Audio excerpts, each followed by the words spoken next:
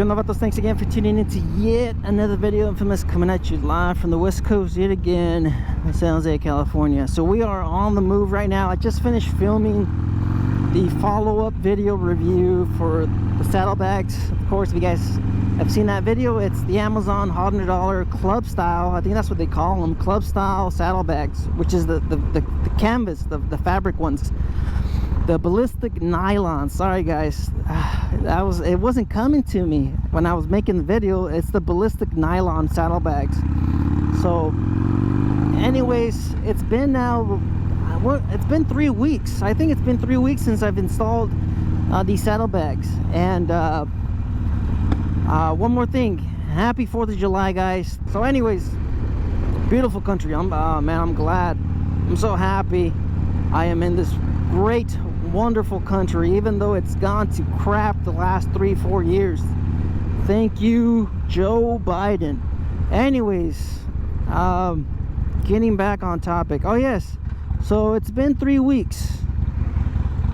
It's been 3 weeks since I installed the FXLRST, and you guys are probably wondering, hey, are you regretting the modification? Are you regretting installing the FXLRST Fairing on your Sportster? This is a Sportster, guys, surprisingly. So do I regret it 3 weeks later? Absolutely not, man. The bike feels fantastic, guys. It is fantastic. All right. I am quite honestly very, very happy with the fairing. It does shake. You guys can see it does shake. It's got some shake. It's got some cons to it. But as far as, you know, regretting spending the, how much was, I think it was $580 for everything. I didn't, you know, have to get a bracket or anything. The outer fairing, the inner fairing, everything was on sale. TCMT got everything on sale. So fantastic deal. You know, $580, 600 bucks well spent, in my opinion. I absolutely love it. I like the way it looks. I like the way it feels. I'm enjoying the additional wind protection. I'm enjoying the benefits of having a frame mounted fairing on the Sportster. I really do like it. And you know, while I'm out there and people see the bike, because of course the paint job, I think it's the paint job more than anything, but everybody's always, you know, positive about the fairing. I know I get a ton of hate on the internet, on Instagram, on YouTube. I get a ton of hate about the bike, mainly because it is a Sportster. All right, I get it. Maybe I'll make a video on why people hate my bike so much. But as far as regretting it, there is no regret. All right, the bike handles amazing. It's very responsive, even with the additional weight. Maybe, probably, I don't know, maybe it's somewhere around, like, I don't know, maybe I'd say max, I'd say it's somewhere around like 15 pounds, because there is you know, a few pieces to this fairing. I'm riding around because my camera's overheating, so I gotta keep the bike moving. I'm just looking for a shade or something so I could get off the bike and show you guys the bike. I think there's some shade over here, so you guys can see the bike is still responsive. And that was, like I mentioned in previous videos, that was one of my main concerns, was compromising the feel of a Sportster. It's a light bike. You want it light, of course. You don't want, you know, all this extra weight. And I think that, you know, that's one of the reasons why people just hate the bike or hate the build or whatever. Let me see if I could find neutral. This thing's always a little, there we go. So I don't regret the fairing. I absolutely love it. You guys can see how crazy it shakes. I think the reason why it shakes so much is because the whole thing is just ABS. I'll give you my reasons why I believe it shakes this much, and I think other people have mentioned that it shakes a lot. The inner fairing, that's what does most of the holding of the fairing. There's no there's no bracket up here. It's just the ABS, and the inner fairing is like a soft plastic. It's a soft ABS. All right, so it's the following day. The camera was just way too hot yesterday. I couldn't get it to start up. I mean, it would start up, but then it would shut off like 15 seconds. One time it was running for, I believe it was running for about maybe 4 minutes, and then it shut off and I didn't realize it. So we lost quite a bit of footage yesterday. Today is also another hot day. We're going through a heat wave right now in the Bay Area. You know, 100 triple digits. All right, it's hot. This is why I like wearing these little sleeves. It keeps me nice and cool while I'm riding. I believe with these sleeves I could ride in 110 degree weather easy. So if you're out there and it's triple digits, summertime, and it's heat, you know, you could also just wear this sort of stuff. All right, it's not, of course, it's not meant to go down, so don't go down. All right, so avoid all accidents and avoid going down if you're wearing this sort of stuff. All right, it's not, there's no Kevlar, nothing like that. Anyways, enough rambling. Where were we yesterday? I believe I was talking about the shake on the fairing, if I remember right. I was looking through the footage last night trying to see what I'm able to salvage or save or whatever. There is a lot of shake, you guys can see. I mean, it's little details here and there. Like I mentioned in previous videos, this bracket and this system is not meant for the Sportster.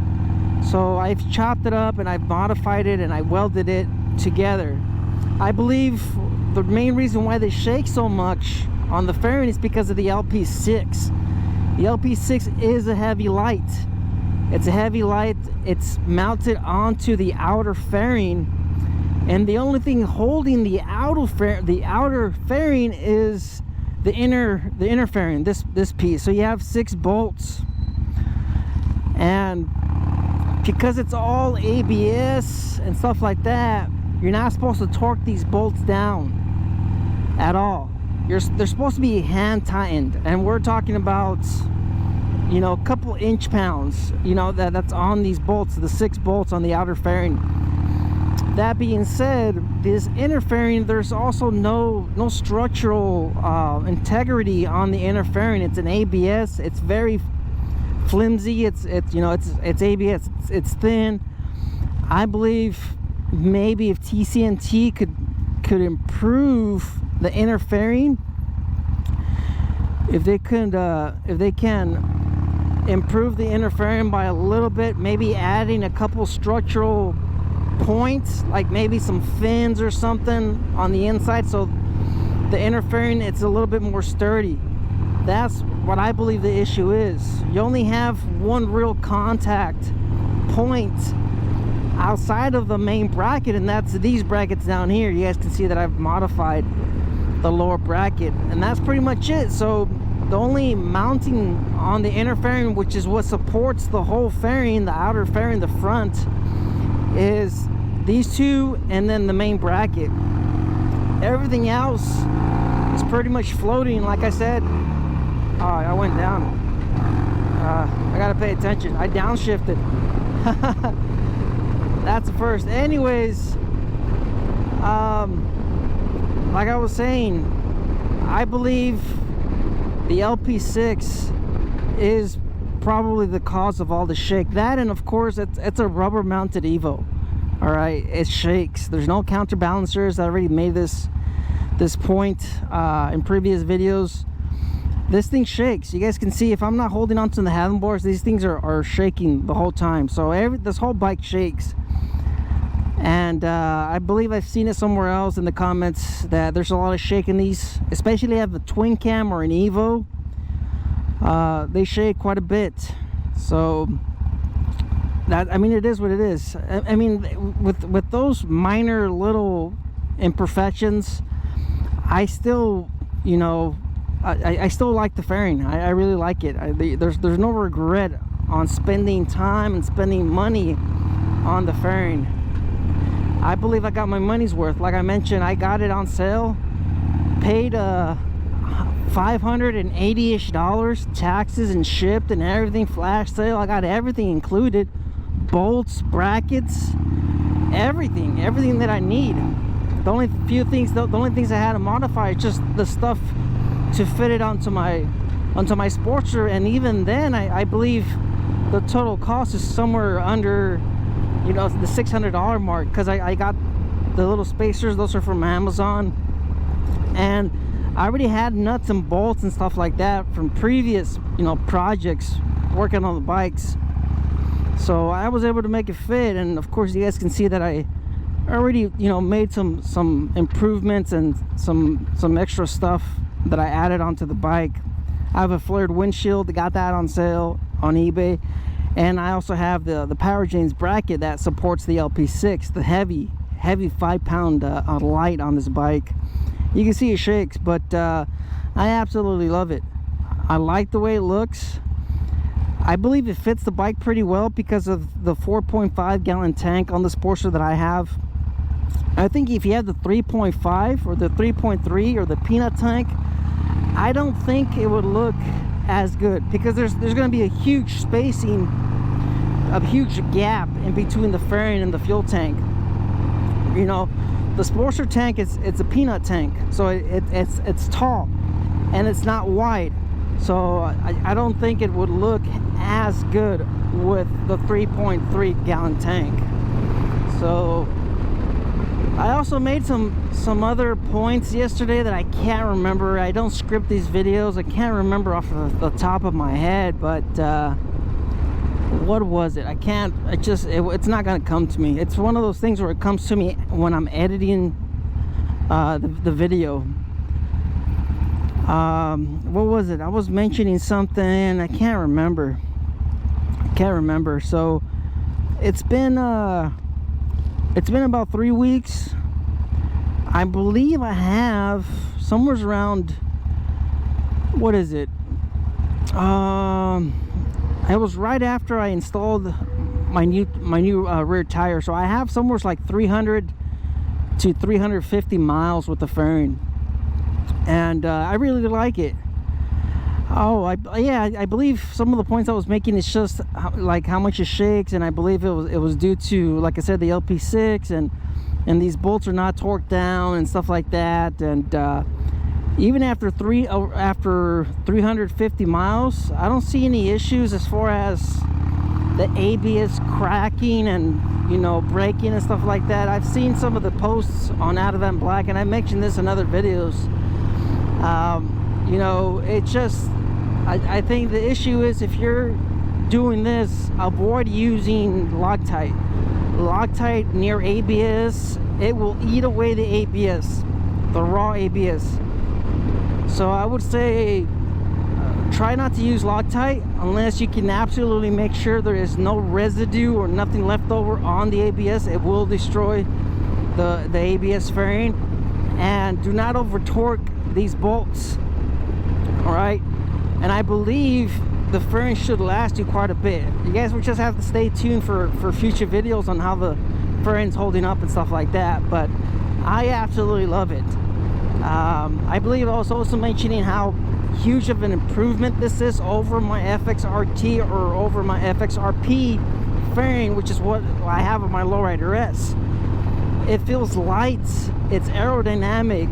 The technology that designed this fairing is an improvement over the fairing that's on my Lowrider S, which was something that was designed 30 years ago, 40 years ago, or what is it? Yeah, 30 years ago, 1980s for the FXRP fairing. They didn't have the same technology that they do now, so, you know, compared to the FXRP, this, I believe, is worlds apart compared to the FXRT, FXRP. And I, quite honestly, I really like this one. You know, a tad bit more. Yes, I have an audio system, and I have a little bit more extra gadgets on my FXRT or my FXRP. But, you know, when it comes down to the feel of the bike, the buffeting, the wind protection, and, you know, all all the key points where it really matters, I really prefer the FXLRST over the FXRP. I mean, it's worlds apart compared to the FXRT. I've mentioned it and many times. The bike feels great. It feels light. It doesn't feel like I'm running through the wind or running against the wind. It feels I'm just cutting right through it. That's not the same with the FXRT. Yes, there's a little bit, you know, improvement over wind protection, but I think this is just better engineered, because I've seen quite a few videos where people were complaining about buffeting with the FXRP FXRT fairing. This one, I'm not sure if I don't know, maybe a few people can share your experiences down in the comments. Have you had wind buffeting issues with this fairing? And I haven't had any.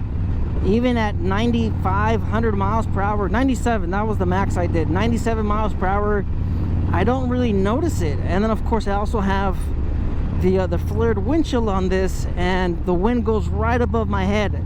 If I stand up like right there, I have to be about 6 or 7 inches off of my seat for me to start hearing a little bit of wind noise. But man, this thing is just so well engineered. Harley-Davidson did a good job with this fairing. I absolutely love it, and I do not regret installing it on my Sportster. All right, I wish I had a Dyna, or I wish I had another Softail. That way I could really, you know, get into it and really sink in some money in it. But I know this bike's only worth $6,000, even with the custom paint job, the fairing, and you know, everything that I have in it. I know it's only worth a couple bucks. I don't know. I really, quite honestly, I wanted to do this build on a Fat Bob, but maybe we'll just save that for a future video or for a different video. But no regrets. Absolutely love the fairing.